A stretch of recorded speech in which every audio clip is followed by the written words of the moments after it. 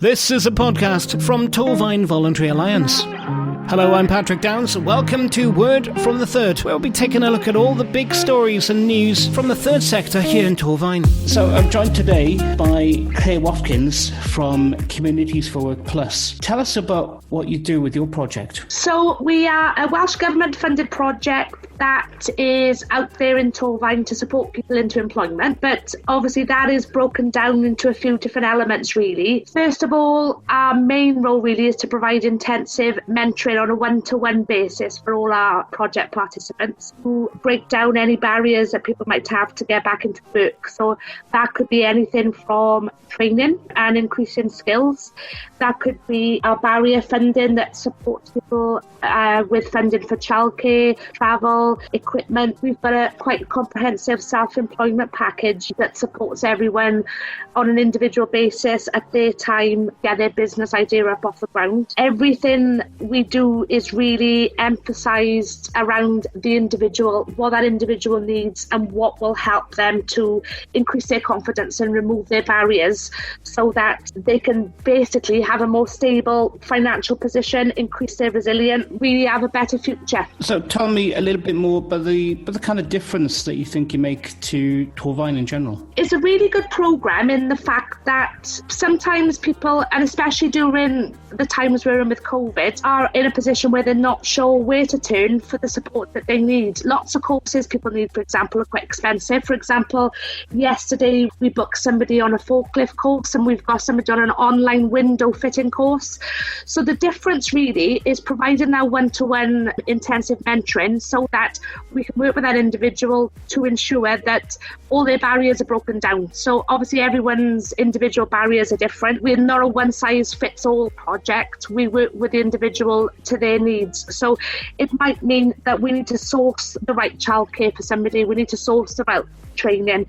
We need to do a bit of a skills match with them so that we can provide that intensive advice and guidance so that as well as increasing their CV and providing the general application form and interview support, we're also increasing their resilience and increasing their support so that they know exactly what they can move into past our support so that they can lead a more confident and a more interesting life, really doing something that will support their future. I'm still trying to get my head around the online window training course, to be honest. What support? It's an interesting one. It sounds it. What support do you provide then? With regards, let's start with the training then. Somebody might come along and say, I'd love to be a window fitter, but I'm not really sure where to turn. Obviously, because we're restricted at the moment in terms of what we can provide face-to-face, what is open, lots of training providers are using alternative methods to provide that support. So the window fitting was quite interesting because you'd obviously naturally assume you'd have to go somewhere to do that on a general working day.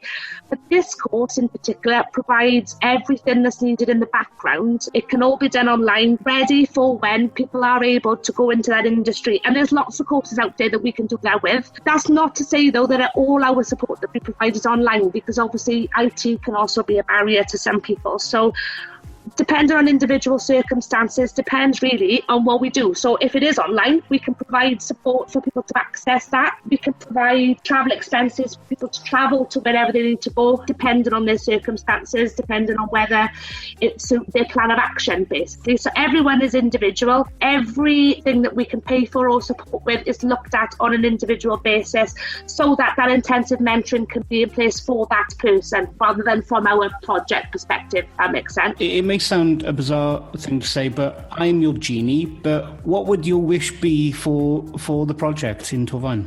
We really can't emphasise enough that we want to support as many people as we can. So we have obviously reached out to during COVID when everyone's lives were turned upside down. People are in very different situations. We're obviously not able to meet people face to face and we're all working from home at the moment too. So we've really grown our presence on social media to try and reach as many people as we can. We're on Facebook, Instagram, Twitter and LinkedIn. We've got a website. So for us, we really want to increase the resilience that people have.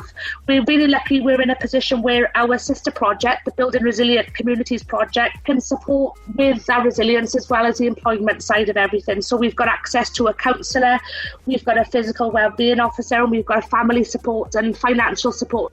Everything's in place to try and break down any barrier that people might be facing that might be, for one, giving them a hard time, or could be stopping them from progressing.